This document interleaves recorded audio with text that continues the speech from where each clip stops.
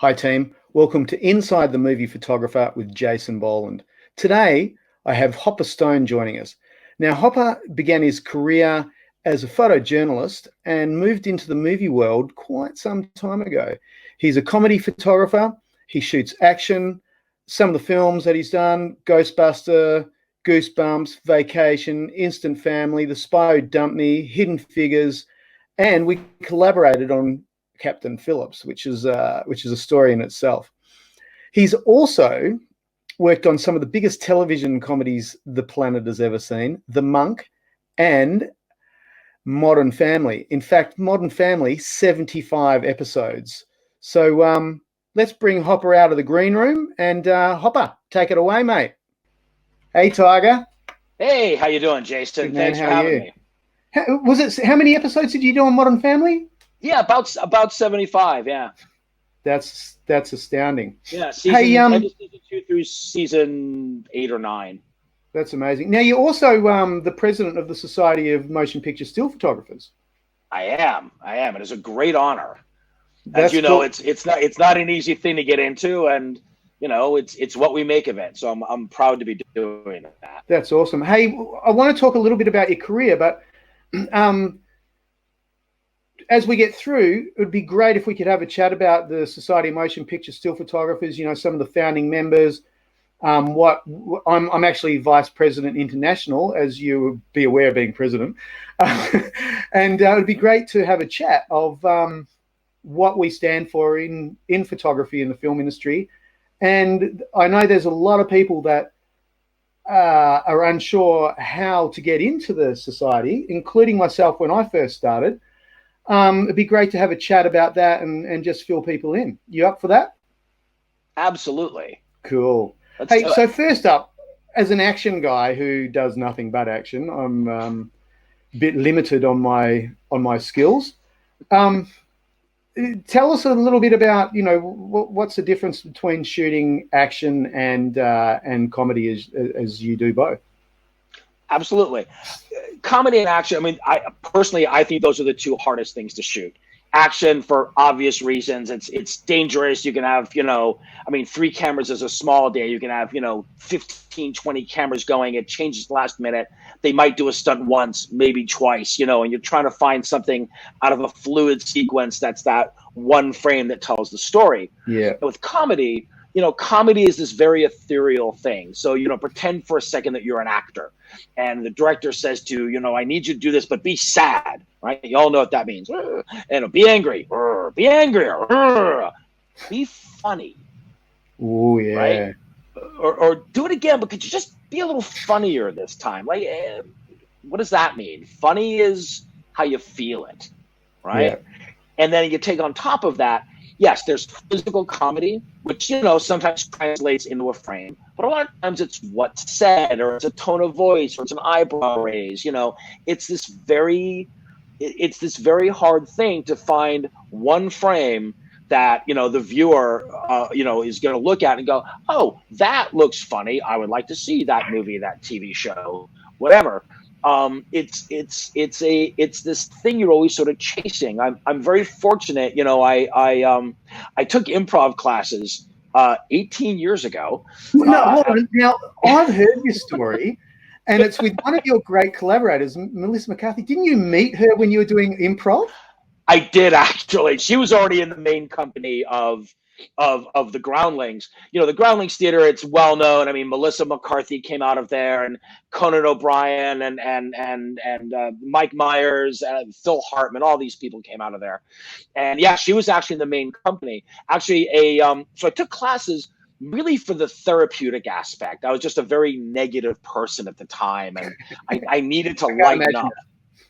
It happens, and I wanted to lighten up. I didn't want to go to therapy, so I decided to take improv, and it really changed everything. I got to watch, actors in close quarters, like what goes through their heads, which of course in our job is very important to have an understanding of what the actor is going through. Like, what are they thinking, and why are they sometimes maybe a little insecure or a little bit uptight about something? Well, so nine-tenths of our job is knowing what to walk away from. Exactly. And when to not be there. It's like, you you don't want to take liberties when you don't want to fight a battle over a nothing photograph. You want to fight that battle when you need it. And the cast and the production team know that if you walk away from something, but when you're there, it's because you know you need to be there, and they're more likely to let you go, right?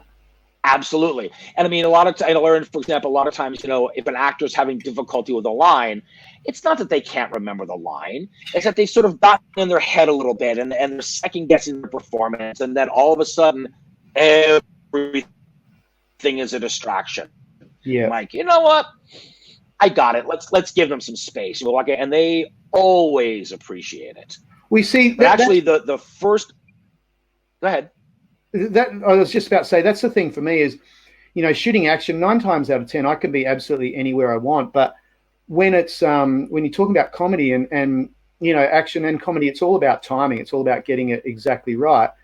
That sight gag for that split second of an amazing image that makes people go wow. But for you, it's everything on a set can be a distraction for someone who's trying to come up with, they're not just lines, but they want to be funny as well.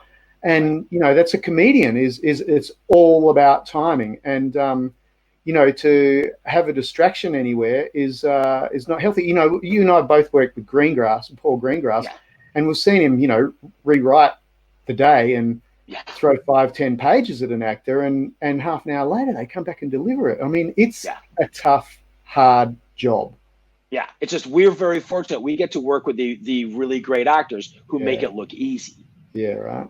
Yeah, no, actually, the very first movie I did with Melissa McCarthy was called The Boss, in which she played a character named Michelle Darnell. I saw her perform that character at the Groundlings. And not only that, it was crowd work. She was introduced to the audience, and she'd go out into the audience and she'd go, "Oh, so where are you from?" And she would just improv and riff all these things based on whoever she was talking to, and then at the end give you a butterscotch candy. And what was very weird about the whole thing, I was one of the people that she talked to in the audience when she did that character. No way. Yeah, no. And then, however many years later, I ended up working on the movie, and I told her that story, and she was blown away by it. That's just nuts. Yeah, it's sometimes I'll be sitting there, and it might be the second or third take, and it's dialogue. I'll just put my camera down and I'll watch the performance, and it's it's such a treat to be in front of an amazing artist and watch them do their stuff and monologues and stuff like that. It's like I'm just in awe, and I wish everyone had the opportunity to be on a film set like we do, because it's not all about just working and shooting and taking photographs. It's about enjoying and appreciating what is delivered in front of you, and it's like it's a live theater performance. Oh, yeah. No, I mean, and the thing with comedy, sometimes it's harder to stand down because, every take's a little different. And, this might be the one where I see that moment a little bit better. Dramas, there's a little less variation, I think, from take to take. So sometimes, I'll do the same thing. I'm like, I'll just put my camera down because I just like being in the room and watching them act. Yeah, I know, right? It's amazing. Oh, it really is. It's just, I mean, it's you cannot take anything away from an actor, and to watch them deliver the director's performance is just astounding. And I'm sure comedy is the same for you as for me. It's like you can't do setups. Setups suck the life out of an image. It's like you're there to capture the director's performance, what the actor is giving the director. And that's probably the biggest similarity between what we both do. Yeah, absolutely. I try to avoid setups whenever I can. Yeah, same. Hey, so both of us began our careers in news, in being news photographers, right? In the trenches, man. That's why it was called our job. It's diet photojournalism. I know, right? Because it's kind of the same skill set, but without live ammunition. Yeah. Well, yeah. It was like, that's why I left in the end, because it was like, I wanted to know that I was coming home at the end of the day, and I started September 22, 1981. Now, when did you start, Mr. Stone? October 2nd, 1988. Oh, well, So there you yeah, go. you've got a few And years on isn't me. it interesting that we remember the day, Oh yeah. and not only that, but you and I have had this conversation before, as in, you look at an image, a photograph that you've got, and I've got some photographs of yours, which I'm going to bring up in a tick. Hmm. But I know, because it happens to me, that I can look at a photograph of mine and I can tell you a story from that day. It doesn't matter when it was, but you'll Yeah. remember something about that day, right? Yeah. Yes, Yeah, absolutely. it's insane. Absolutely. Hey, Yeah. now I'm about to flick over to what I think is one of the most powerful images I've ever seen, and Thank I you. absolutely I mean, it just blows me away, and like most amazing photographs by photographers, I believe this one was pretty much on the fly. It wasn't anything that you were out to look for. It just happened in front of you, and there you go. But first of all, I do have one question to ask. Yes. Re Hopper. So, did your parents name you after Dennis Hopper, or did they They name did you after not. Sean Flynn in Apocalypse Now? Yeah, so basically, the very first movie I ever worked on was shot in location. I shot on location in Vietnam, Right. and there were three of us with the same first name on the crew. And Oh, I didn't really particularly like the nickname of it, and all of our last names began with an S, and it was a big mess. And then the director's brother, who is also the second unit director, associate producer, and he goes, "Man, oh, because here's the thing, I had very long hair, and it was bright red, no, and I you wore a didn't. scarf around my head." And I've a bushy beard and all that. And I had 5 cameras around my neck. And we were in Saigon. Oh, there you go. And the director's brother said, "Man, you look just like Dennis Hopper in Apocalypse Now. We're going to call you Hopper." And I thought a second. I go, "Yes, you will. And I will keep that name." Well, because the character actually doesn't have a name. He's only referred to as photojournalist, right? I think so. Yeah. Yeah, he's just Dennis Hopper in Apocalypse Now. Yeah, I don't think he's got a name. No, he does. He's only ever referred to that, and I believe that it was based on Sean Flynn's character, who Okay. a great Australian, obviously. Okay. Of Hey, all course. right, I'm going to bring this up, Hopper, because I All right. love this photograph, Thank you. and here you go. I Ah, mean, let me yes. just get rid of that banner, that brand. I'm going to get rid of that. Okay, here we go. Now, I thought this was from your early days as a news photographer, but it was your crossover period, correct? Exactly. So when I got into shooting on movies, the whole idea, I thought, oh, I can I can try and do some photojournalism in between movies and whatnot. And I was doing I still had some relationships in the field, so I was doing a movie in the Philippines actually. And at the end of it, I contacted Doctors Without Borders, and they said, "Oh yeah, no, sure, come stay with us and come document our project." And they're doing a lot of stuff with street children Ah, in the Philippines, generally, and very, quite sadly, but involved in prostitution and sniffing glue and living on the streets, and some living in cemeteries. It was a very difficult sort of thing to shoot, and I stayed with them for a week. And this was actually just on my way home. I mean, it was pouring rain. That sort of, that sort of really stereotypical Asian rain, right? yeah, the Just big, monsoons. big fat rain. And I was in the cab, and we were in Manila traffic, and these kids were just going down car to car, trying to get a couple of bucks here and there. And I just leaned out with my 300 millimeter lens and shot that. Wow. Oh, so it was Yeah, with you. but I'm a big black and white fan, man. I'll shoot Yes, anything in black and white. same here. I mean, I just pulled it up full screen there because it's just I love that whole. I love the grain. It really sets a time of for us as news photographers when there's some great news photographers out there now, but damn, there was some powerful photographers in those days that went out there without opinion and just went and told the truth. And Yeah. and this to me is an image that just screams the truth. Yeah. Well, that's just it. Is like you, we didn't have. I mean, I didn't have one client. I mean, I shot. This was for Doctors Without Borders, but I also syndicated through a photo agency. So I couldn't really have an opinion. I was, you never knew where these were going to go. So yeah, you just shot what you saw. Where's this at? This is the Slovenian-Croatian border. This was my first actual, honest to God, firefight.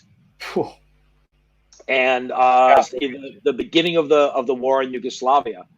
And this was the weirdest thing, man. It's like, it was, me and 4 Italian photographers in a car. It took us about 6 hours to do an hour-and-a-half drive. And we get down there, and there was... So you went in the APV? What's that?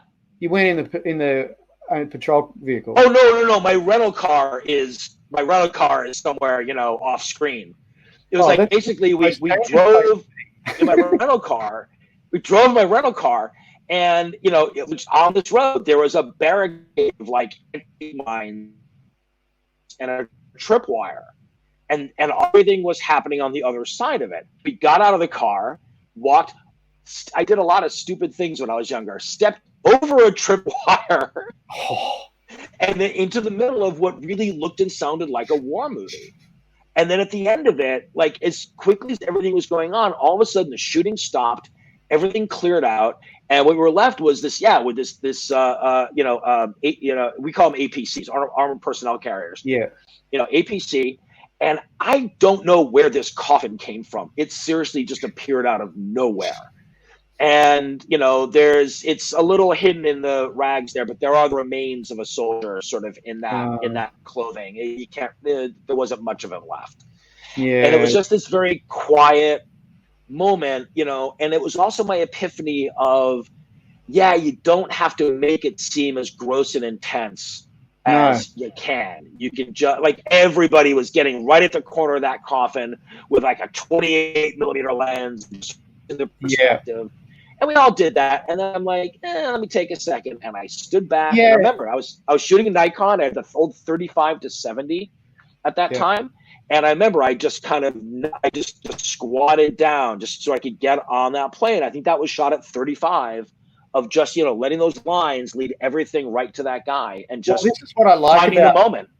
This is what I like about this image is that it is the eyeline level is quite something else, and it makes you feel like you're taking the audience in there, like the audience is standing right where you are. It's not in his face, he's not acknowledging you. It's not all about the coffin. As a photographer, action photographer on a film set, I do love those low angles, but they're not a real angle, whereas this is something which really draws you in into the image. And the guy, the 2 soldiers there are just going about their own thing. I mean, it's quite something else. Yeah. No, and this is this thing where it's like, you and I have had this conversation and we both feel the same way. Like, I am not an artist. I don't create anything. I just see things. I tell the story. And it was just, but there's some artistic, not license, but just some rules, like lines and composition. I mean, that's, sure, you want to call it artistry, fine, but I use that to tell the story. It's not about aesthetics per se. You just want to make it as easy as possible for the person looking at the photograph to understand what it is you are trying to convey. Yeah, which brings us back to photographing the director's performance. It's like I treat a film set like it's a real environment, and it's happening in front of me is real. And I've never looked at myself as being an artist. I'm a storyteller, and exactly the same thing. And I think that's I think the photographers that do have the news and magazine backgrounds do make great on-set unit photographers. That's not to say other people don't, because they do. There is some great photographers out there from all backgrounds, but I mean, some of my favorites in our field have an artistic background, but they have a very different approach. The work is stellar, but it's very different. So what's this? The boys taking a break between a water polo match? No, this is a spa in Budapest. These are hot water spas, and the old duffers just sit out there and play chess. That's amazing. Oh, didn't we weren't we there for Ceausescu at the same time, and we didn't know about it? No, you're thinking Bucharest. I missed Romania. This is Hungary. Oh, okay. Oh, were you in Romania? Yeah. Dude, I was in Romania 6 weeks after the revolution. You know why I didn't make it to Romania for the revolution? No? I was in the US. I was living in Finland at the time, but I was in the US on assignment for a Finnish magazine, and my cameras were stolen out of my hotel room. Oh, that sucks. And it was right on the holidays, and I had to replace my gear. Oh, no way. And it was right around Christmas, and a lot of things were closed and all that. Had I been back in Finland on time, they probably would have sent me to Romania. Wow. So yeah, we might have met. That would have been funny. It would have been funny in the same bar at the same hotel. Oh, I love it. I don't want to pull any. This is my intro to comedy. I am just always looking for something. It's your Tiananmen Square in the country, right? Your Tiananmen. And it's not Southern Mexico. But it's in Mexico, really? Yeah, Southern Mexico, the Zapatista rebellion. I wasn't there for the original rebellion. I wasn't living in Mexico, but after I'd been there for a little bit, we went on what I call the Great Marcos Hunt. The Subcomandante Marcos had allegedly sort of escaped and been out, and the army was out there looking for it. So the gaggle of photographers in Mexico City all went down. I think I was on assignment for Der Spiegel. Great shot. And you're just looking for something, right? Yeah. This is Northern Ireland. This is Belfast. Oh, we've got a member from Northern Ireland, Helen Sloan. Right? Helen Sloan, yes. I was in Belfast in the early 90s. I was there it was the 2000th victim of the Troubles. Oh, and actually on my very last day. So, when you cover conflicts like that, you kind of have to pick a side. Yeah. Like where you're going to go. Because to say, if you can photograph both sides and that each day you kind of are with that side. Right. The problem is that in Northern Ireland, because you got to go to a pub somewhere at night, and if they see you sort of on the wrong side, they will think you're a spy, and they will kill you. Oh God! At least back then. So I chose to sort of cover the Catholic side. To be perfectly honest, they have better graffiti. Like it was like the Falls Road is just a fantastic area.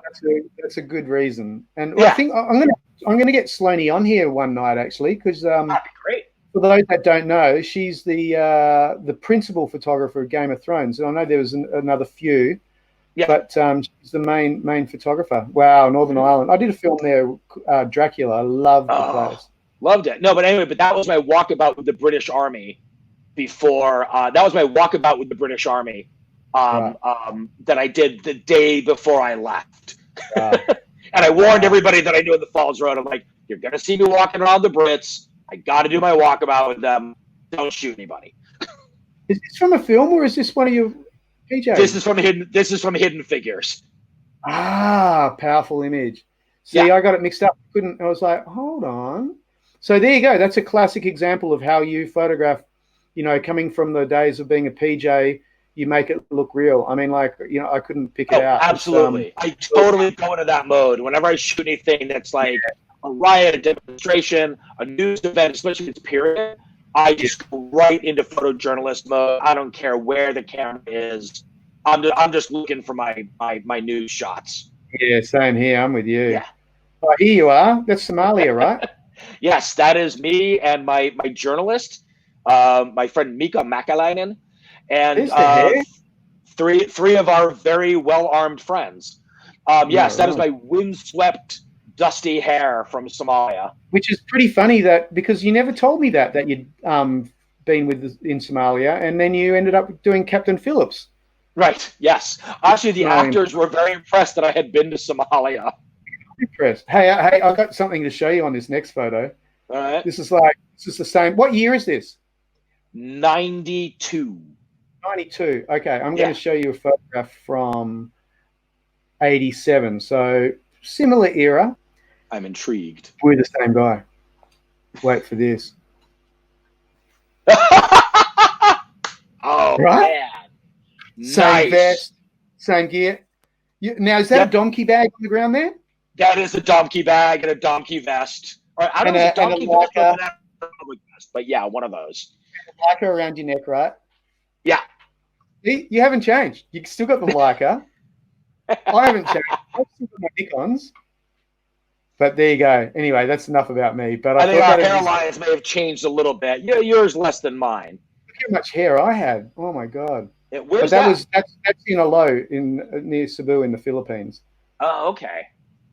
So there you go. Okay, now we come on to some modern family, and I've got a few photographs here, and I'm going to just flick around them a little bit as you talk about your experience on that. But oh, fantastic! It's 75 episodes, huh?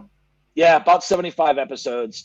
And it's just one of those things. In television, it's always you're a day player. It's days here, days there. I worked a lot for ABC. They sent me various places.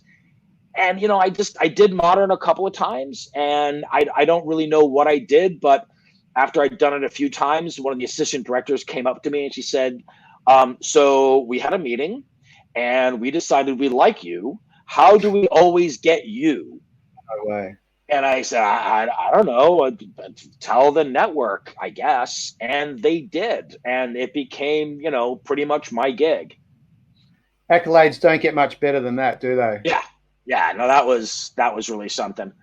And I have to add in there with Modern Family, television's first, at least American television's first same-sex wedding. Yes, there you go. Oh, and we haven't. I photographed it. That's so cool. Yeah, no, it was really special. Great people. That's from Estonia. Oh, no way. That's what I love, movement through images. Oh my god. Yeah. No, it's been one of those things. I liked the frame, and I just wanted something to walk through, so I just waited. Yeah. Back to Modern Family, when yes, Haley decided to dress up as the Tooth Fairy. That's funny. No, what was wonderful about that was, again, everybody was just lovely. I had full run of the set. I could be wherever I wanted to be. I could do whatever I wanted to do, and everybody just let me do my thing. And, there's nothing like having that trust on set. And what was really special about Modern Family was I just had free reign. I could kind of be where I wanted and do what I wanted to because the actors trusted me. And once you have the actors' trust and the crew's trust, and they just leave you alone, and then it's really just one of the most liberating things. You're a one-person department in this whole moving, you're in this massive moving machine. You just kind of do what you want. It's great. Well, as on-set film photographers, we're only as good as the access we have, or as I like to think of it, as we create for ourselves, and that's the relationships that we have with crew. And it runs all the way through from the producers, the director, the entire AD department, grips, camera, lighting. You've got to have a relationship with every one of those. Everybody. Because there's so many times that you want to sit there and someone holding onto the silk. It's like, hey, bud, do you mind if can we swap a little bit? Hey, team. So that's part one of our chat with Hopper Stone. Next episode, we're going to get deeper into this film work, and we're going to discuss the Society of Motion Picture Still Photographers, which he is president of. And I hope you join us. Don't forget, subscribe if you can. Press that bell so you get notifications when episode 2's up, and have a great day. Cheers.